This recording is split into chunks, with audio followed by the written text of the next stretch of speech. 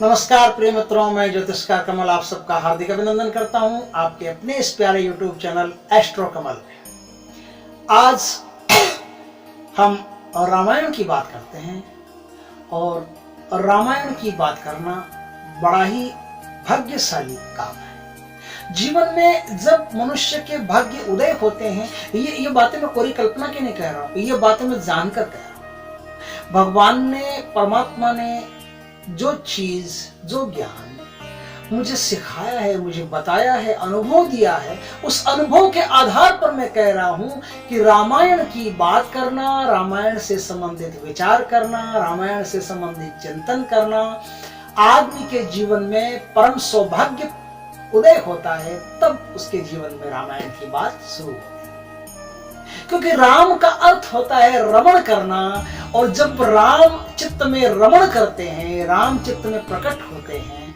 तब कोई आदमी रामायण की तरफ आकर्षित हो सकता है। ये तो एक अद्भुत संयोग है मनुष्यता का और परमात्मा तत्व का कि मनुष्य राम के चरित्र जैसे चरित्र में आकर्षित होता है, उसके चरित्र को अपने जीवन में उतारने का प्रयास करता है।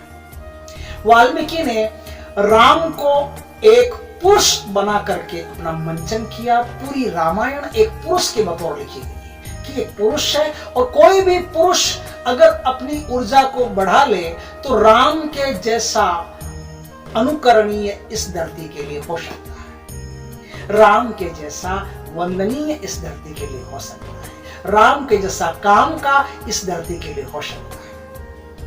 आप भी यदि राम का अनुसरण करते हैं, उन्हीं तत्वों को जान लेते हैं, जो चीज, जो तथ्य महर्षि वाल्मीकि देते हैं, उन तथ्यों को यदि आप जान लेते हैं, तो राम के अनुगमन करने वाला भी राम बन जाता है, उसे पता ही नहीं चलता। राम ही है इस धरती पर और कोई है ही नहीं। कारण यह है कि वाल्मीकि जब राम की इस धरती पर उतारने की विचार कल्पना पैदा करते हैं, क्योंकि वाल्मीकि ने रामायण पहले लिखी है, राम बाद में आए।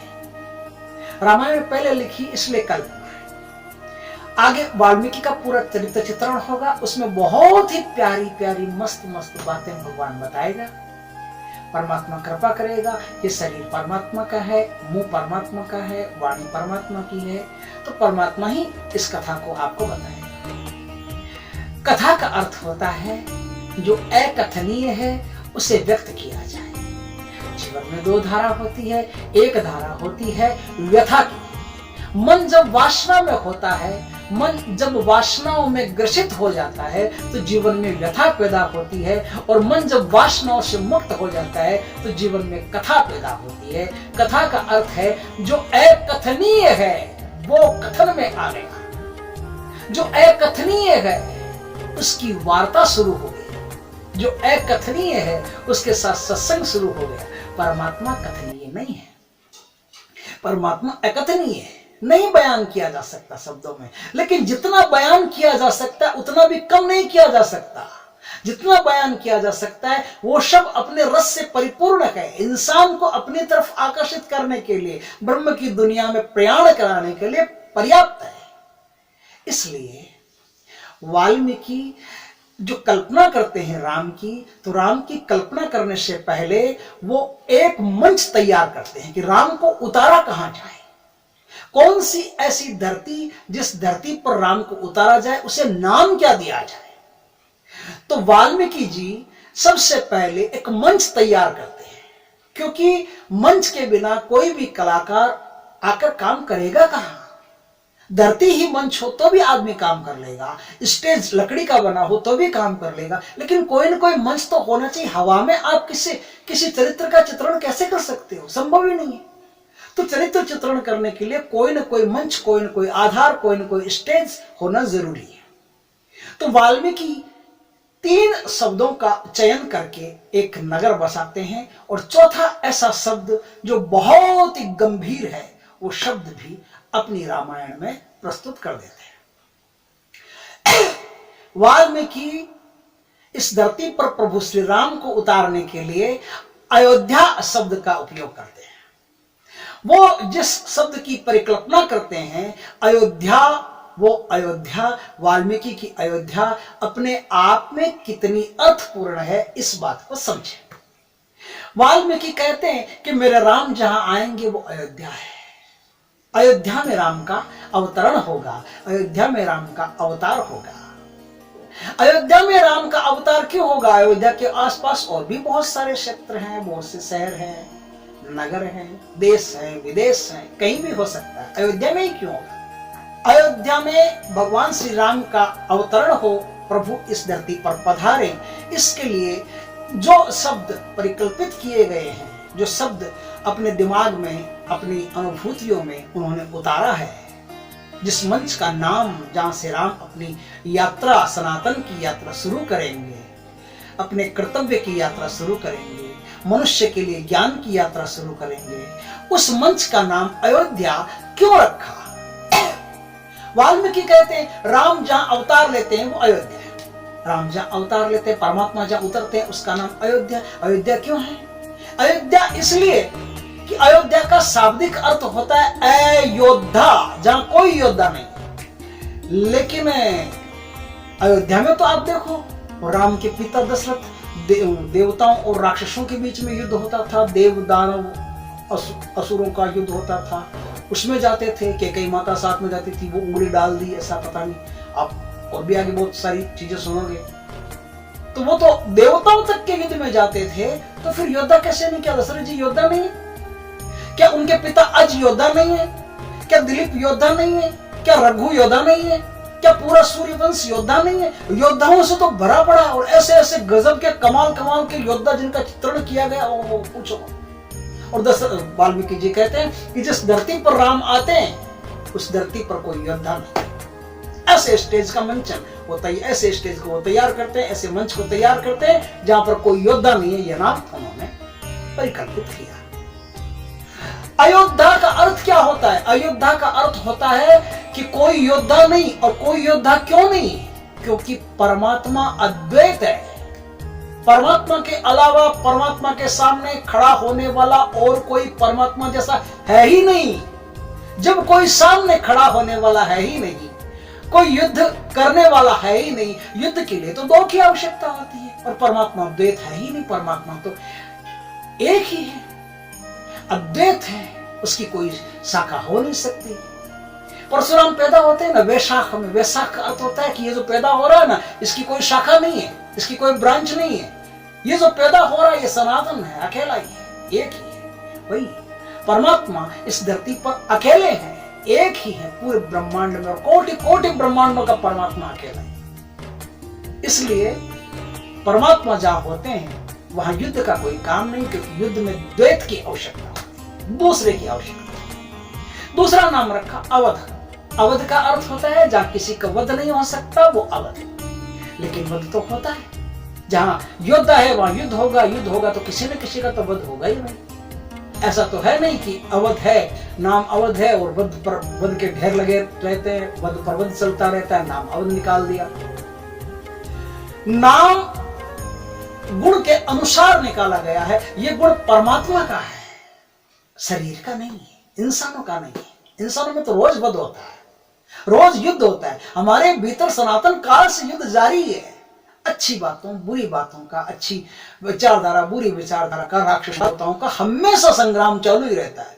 कभी थोड़ी देर के लिए अच्छे विचार आ जाते हैं, कभी थोड़ी देर के लिए बुरे विचार आ जाते हैं, कभी अच्छे विचारों और बुरे विचारों में जीतना पड़ता है, कभी अच्छे विचारों और बुरे विचारों के बीच में हमारा मंथन होता रहता है, हम पिस जाते हैं। हमारे भीतर तो शुरू से युद्ध चल रहा है, लेकिन राम के भीतर कोई युद्ध नहीं, परमात्मा के भीतर कोई युद्ध नहीं, परमात्मा के भीतर कोई वध करने वाला। वध अवध इसलिए है कि सामने कोई वध करने वाला भी तो चाहिए, वध करने के लिए भी कोई दूसरा चाहिए, कोई दूसरा होगा तो वध करेगा ना।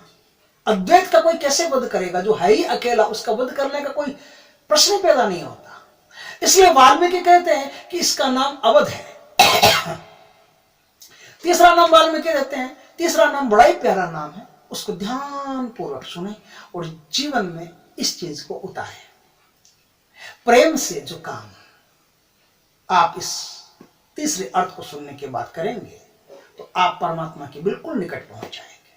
परमात्मा आप में कब आता है कब जाता है आपको पता तक नहीं रहेगा, और परमात्मा की शालीनता इस सृष्टि में बिखरती जाएगी। परमात्मा जहां उतरते हैं उस धरती का तीसरा नाम है कौशलपुर। कौशलपुर का अर्थ बड़ा गंभीर, बड़ा प्यारा अर्थ है।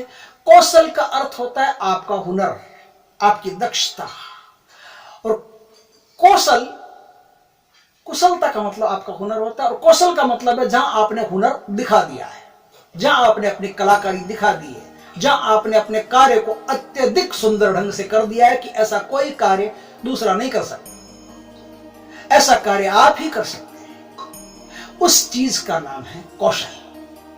ये सृष्टि जो है, ये सृष्टि परमात्मा का कौशल है। ऐसा कौशल जो आज तक विज्ञान की समझ में नहीं आया। विज्ञान इस पर लगातार काम करती जा रही है, और विज्ञान को यह तक पता नहीं कि इस कौशल का पार कैसे पाया जा सकता है। इस संसार में, इस ब्रह्मांड में, इस यूनिवर्स में हजारों लाखों तारे हैं, कितने ही ग्रह हैं, कितने ही उपग्रह हैं, सब अपने आप चुंबकीय तत्वों से खींचे हुए, बंधे हुए घूम रहे हैं, लेकिन कोई किसी से टकराता नहीं। बीच में कोई किसी का खंबा नहीं, बीच में कोई दीवार नहीं, सब अपनी अपनी मौज में अपने अपने तरीके से घूम रहे हैं। सूर्य अपनी दिशा में घूम रहे हैं, पृथ्वी उनके चारों ओर घूम रही है, चंद्रमा उनके चारों ओर घूम रहा है, लेकिन कोई किसी से टकराता नहीं, कोई टकराव नहीं। इस सृष्टि में पेड़ पौधे, पंछी, हवाएं, फूल, जितने भी प्रकृति का आनंद है, सारा आनंद इस धरती पर परमात्मा का कौशल है। और यही नहीं, और ऐसी बहुत सारी बातें हैं, ऐसे बहुत सारे रहस्य हैं जो परमात्मा के कौशल है। उन रहस्यों पर जैसे जैसे आप अध्ययन करते जाओगे, आप पाओगे मुंह खुला का खुला रह जाएगा। ये सब परमात्मा का कौशल है। इसी सृष्टि से बहुत सारे लोगों के लिए रास्ता जाता है। ये सब परमात्मा का कौशल है कि आपको अन्यत्र लोगों से जोड़ करके इसी धरती पर रखा है। ये सारा परमात्मा का कौशल है। जहां परमात्मा का कौशल है, परमात्मा वहीं आते हैं। जहां परमात्मा की कृति होती है, परमात्मा वहीं आते हैं, और ये पूरा ब्रह्मांड परमात्मा की कृति है। चौथा, जो बड़ा ही गौण अर्थ है, जो बहुत ही प्यारा और बहुत ही उत्तम अर्थ है, उस अर्थ को सुनिए। चौथे अर्थ में वो कोई नाम नहीं बताते हैं वाल्मीकि भगवान। वाल्मीकि भगवान एक शतरंज फेंकते हैं, एक पहेली देते हैं। वो पहेली सुलझा ली तो आप समझ गए कि आप कहां सोच रहे हो और आप किसकी कथा सुन रहे हो। ये कोई छोटी मोटी कथा नहीं है, छोटी सी कथा पारायण हो गया, राम राम हो गया, काम खत्म हो गया, नहीं नहीं। रामचरित्र, रामायण कोई छोटी कथा नहीं है, ये तो अनंत की कथा है। कैसे अनंत की कथा है, अब सुनाते हैं आप। रामायण में वाल्मीकि भगवान कहते हैं कि जो अयोध्या है, उस अयोध्या की लंबाई चौड़ाई आप नापिए। लंबाई चौड़ाई क्या? अयोध्या की लंबाई है 12 योजन और चौड़ाई है 3 योजन। अयोध्या को आयताकार बताया गया है। आयताकार का मतलब भी कुछ है। अयोध्या की लंबाई है 12 योजन और चौड़ाई है 3 योजन। अब 12 योजन, एक योजन में 3 कोस होते हैं, एक योजन में 4 कोस होते हैं, सॉरी एक योजन में 4 कोस होते हैं, और एक कोस में 3 किलोमीटर होते हैं। इसको घुमाओगे आप, गणित करोगे तो 144 किलोमीटर लंबी है। इतनी लंबी नगरी, आदमी तो चाहिए ही नहीं, आदमी तो थोड़े से हैं, इतनी लंबी नगरी का क्या करेंगे? 144 किलोमीटर लंबी नगरी, 144 किलोमीटर लंबी नगरी, ये कोई नगरी होती है? 144 किलोमीटर कोई बंबई के आसपास पहुंच गई। 144 किलोमीटर लंबी नगरी, किसको रखा? रहते कौन? आसपास कोई गांव, कोई शहर है नहीं। इतनी लंबी नगरी का क्या मतलब है? महात्म में कहते हैं कि कलयुग में, महात्म सूत जी महात्म कहते हैं, तो महात्म में कहते हैं कि कलयुग में आदमी बहुत सारे पुत्रों का पिता होगा और आयु कम हो जाएगी। लेकिन इस नगर का आप निर्माण देखो तो इसमें तो लगता है कि बहुत सारे पुत्रों को तो इस नगर में डालना पड़ेगा। यह नगर तो खुद बहुत सारे पुत्रों से भरा हुआ है। तो आप बात तो सतयुग की देख रहे हो और परिकल्पना कलयुग की कर रहे हो, ऐसा कैसे? लेकिन ये परिकल्पना है ना, ये जो बात है ना, ये बात एक गूढ़ अर्थ है।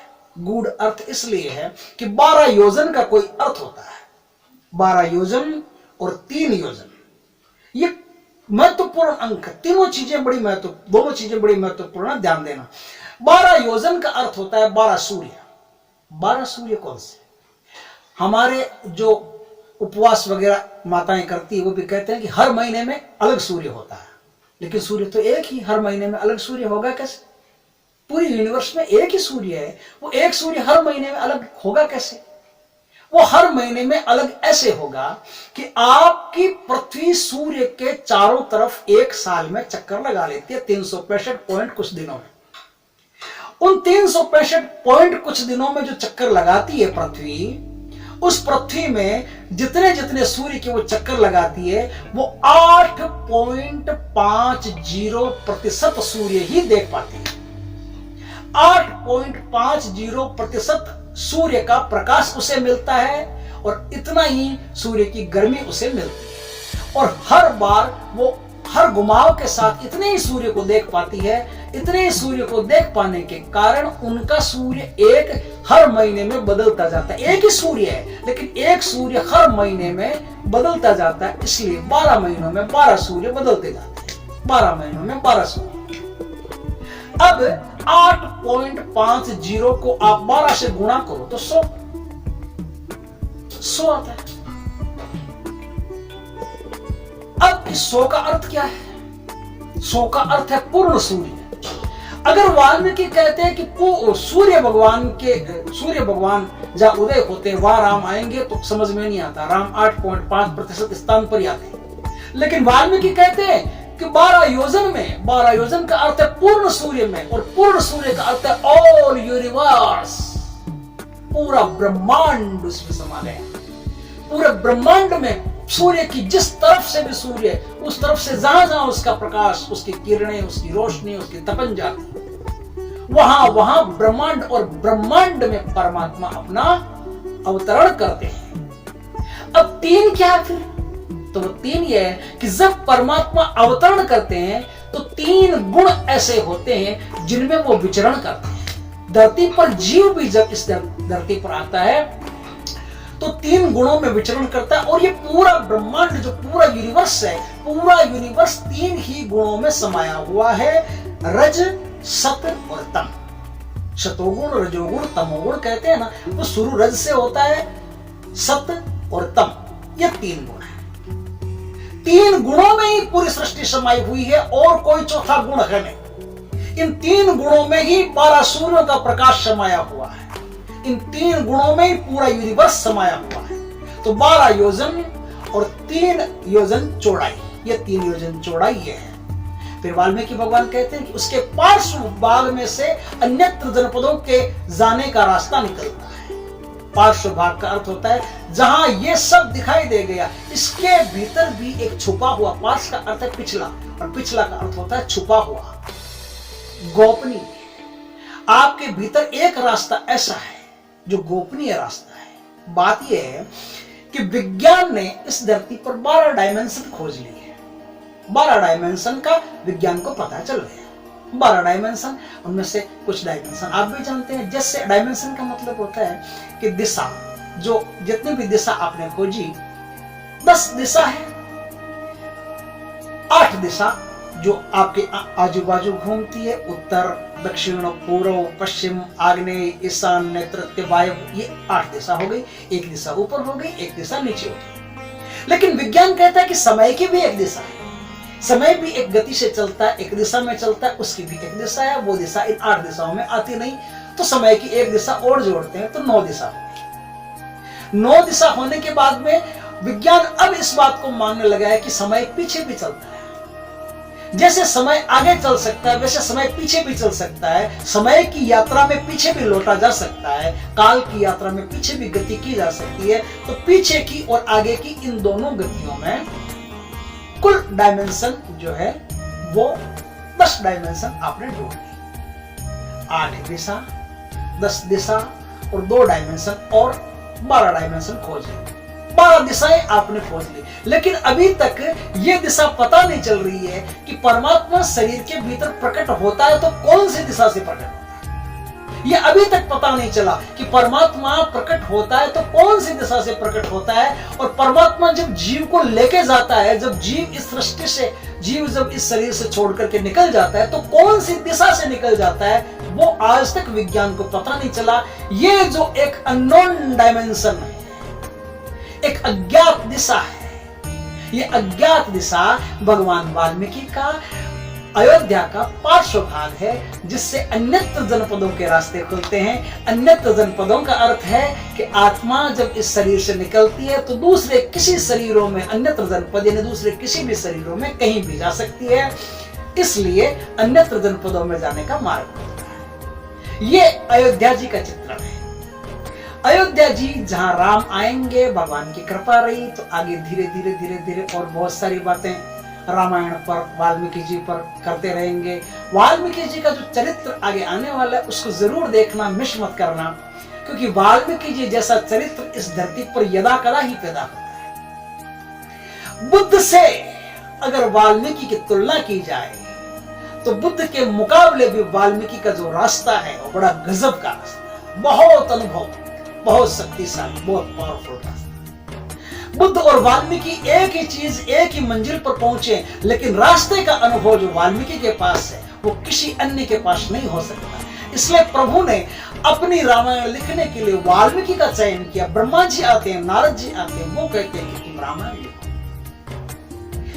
नारद जी के शिष्य हैं। इन सब बातों पर अगले वीडियो में चर्चा करेंगे। आप अगला वीडियो अवश्य देखना, जो भगवान वाल्मीकि पर होगा, वाल्मीकि भगवान को समर्पित होगा। तो अयोध्या की जो पटकथा है, भगवान की जो पृष्ठभूमि है, उस पृष्ठभूमि की आपने यहाँ तक वार्ता सुनी। आगे हम चरित्रों का चित्रण करेंगे, अलग अलग चित्रण में अलग अलग जाएंगे। आपको रुचि लेकर के, इच्छा से, सुरुचि से भगवान के इस चरित्र को सुनना है। जय श्री राम, जय माता जानकी की।